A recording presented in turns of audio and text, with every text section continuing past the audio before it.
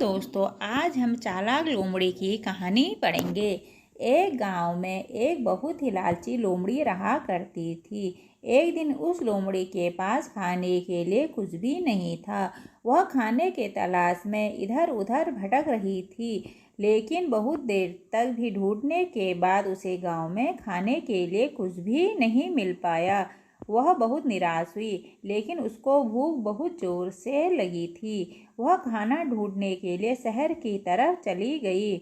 शहर में पहुंचकर उसने थोड़ी देर आराम किया और अपने काम यानी कि खाना ढूंढने में जुट पड़ी। शहर में भी मानो खाने का अकाल पड़ चुका था।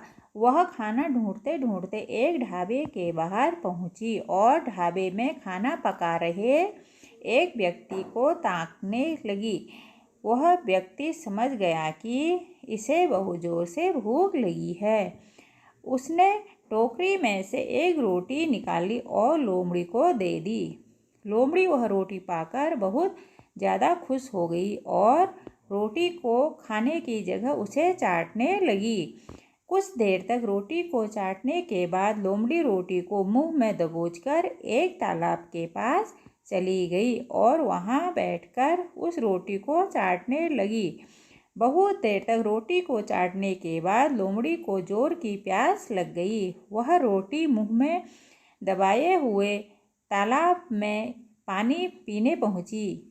तब उसने देखा एक और जीव नीचे खड़ा है, जिसके मुंह में भी एक रोटी है, जो कि खुद उसी की परछाई थी। लोमड़ी को उसे देखकर बहुत लालच आया।